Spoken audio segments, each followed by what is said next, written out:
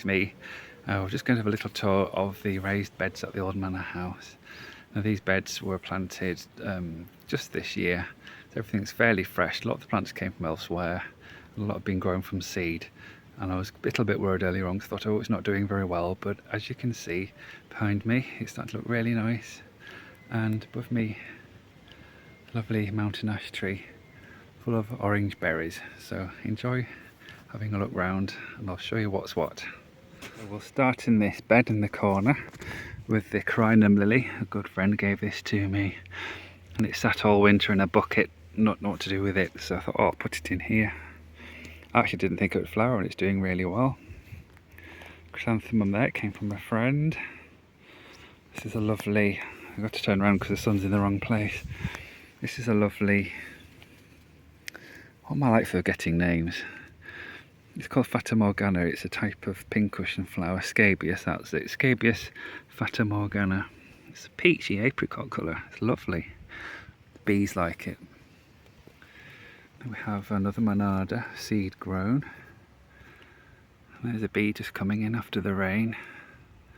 Lovely rudbeckias. They're annual variety. And I have some cosmos as well, all grown from seed. Look at that, isn't it lovely? Another variety of MONARDA there, which is a pink, and the cerise purple magenta colour. Smells lovely, like Earl Grey tea. I've got the two pots in the middle there with the Stipa tenuissima, which is a type of grass. There's a golden feverfew, which I just chopped back last week because it was filling this corner up, and now it's growing again. Lots of butterflies over there, look. Cabbage whites, those ones. I think that's a woodland brown as well. Obviously like the woodland. I've got Verbena rigida. I brought these little plants from home. I've decided they're going to get too big, so they're going to live here. There's a grass from my friend Sian. She's a plants lady. She loves collecting plants just like I do. And she sends her plants to me to look after here, so if she wants them back she can have them. That's the path down the middle. What a nice scene that is to walk through. The butterflies. I hope they're just feeding, not laying eggs on everything. This is more rudbeckias. Beautiful orange flowers. Look at that, looks like the sun. More foxgloves, perennial variety, grown from seed. This is a MIRABILIS called 4 o'clock plant. Now it's called 4 o'clock because by 4 o'clock in the afternoon the flowers have all faded, so I wish I'd got this earlier. But let's see, they're melted.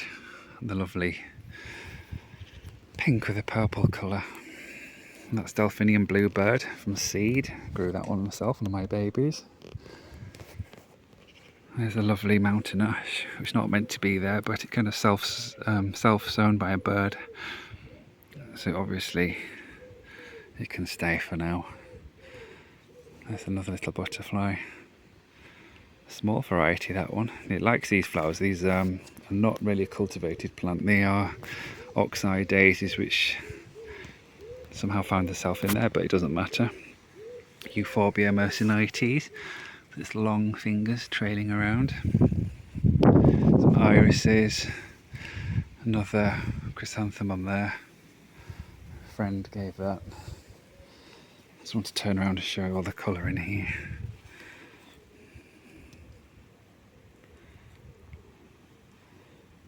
It looks very nice. Some foxgloves there. Now planting those, they're ready for next year. These ones, these are the Mertenensis, the furry one. Oh, that'll be nice. So just pan around to this bed here. Now that blue plant going over the edge there is a type of ECHIUM. You may have seen the big ECHIUMs which get very, very tall, but this is just called blue bedder, and I put those in last year from seed. Didn't do anything, and then this year they all decided to grow. So I think I can put that down to lots of wet weather and rain, and me throwing some good food into there and a bit of horse muck too. There's a mullein there. We've got the beautiful Verbena bonariensis. Butterflies enjoying it. This is another scabious fatumorgana which needs deadheading, but I may be able to get some seeds off that. So it's worth always saving a few seed heads if you want to grow some more, in case you'd ever lose them in the winter. Here's some little dianthus. Now there's some wildflowers in here. I left them because I think they're lovely. It was called Scarlet Pimpernel. Non-open yet because they've kind of faded with as the day's gone on. There's another dianthus doris there, which is nice. Crambicordifolia, big thing. Oh, look at this, is flowering. I haven't seen these yet. I've grown these from seed. It's a type of dianthus. Isn't that really nice? Looks like someone's actually sewn it and made it out of fabric. I have quite a few of those in the greenhouse to put out, so I look forward to those. More MONARDA, Anemphil lesoniana grass. It's nice grass. Turns like a reddish colour. There's another one here, look. Gets nice flowers, but these are young, so they haven't flowered this year. There's some luminary seeds there that look a bit scabby, but they will be fine, because they will seed everywhere for next year. And true to its name, here's a bee on the bee balm, which just flown off. There we are. So we'll walk up here. Just want to show you how it looks from this angle. When you don't see the path, everything looks like it's merged together. It's a big mass of beautiful flowers. Created on a very small budget. Everything given, borrowed, grown from seed, or just found and replaced and placed in here, or come from dividing plants elsewhere, like the sedums there. So yes, you can do a garden for not very much if you have a bit of a creative imagination. Don't mind too much what plants you're putting in, and you put a bit of work into it and make sure the soil's well fed. And this is bindweed. This is a cultivated variety of bindweed called convolvulus. 3 different colours in this one, which is given to me, of course.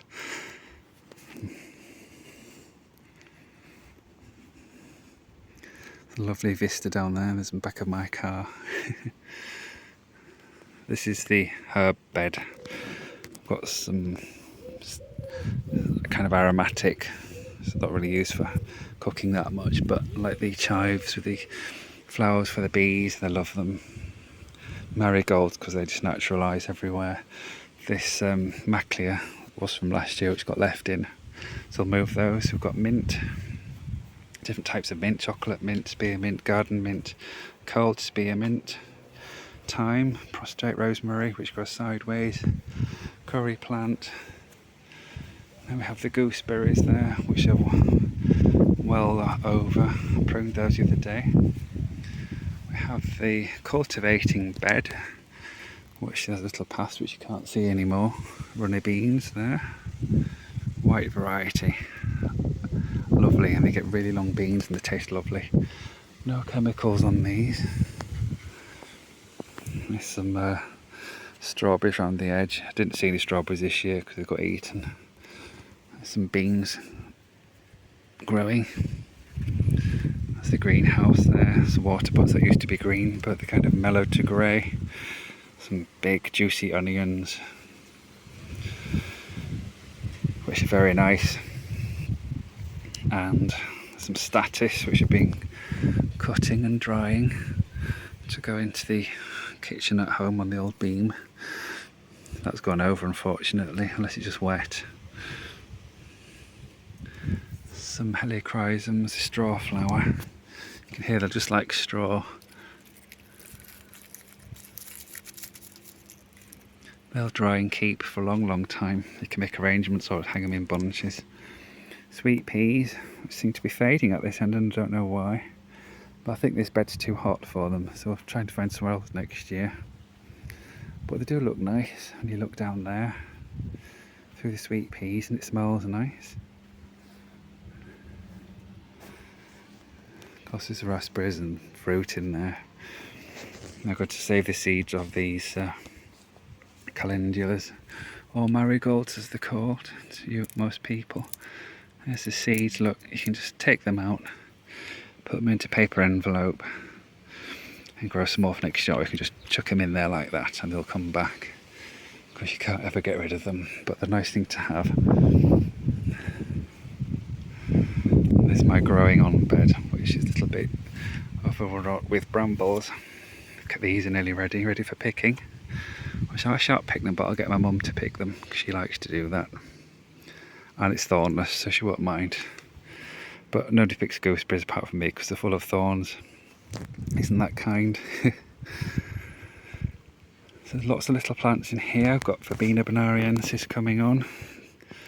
I don't know if they'll last for next year, but I thought I'd try it.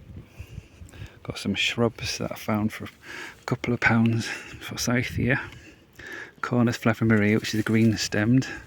Got 2 winter beauties there, which have the multicolour stems. 3 roses at the back, which are £1.50 each. Potted them on a couple of weeks ago and they're doing well. I've got some thalictrums here. I don't know what's going on with these pots, it looks like someone's eating them. Unless it's growing a face.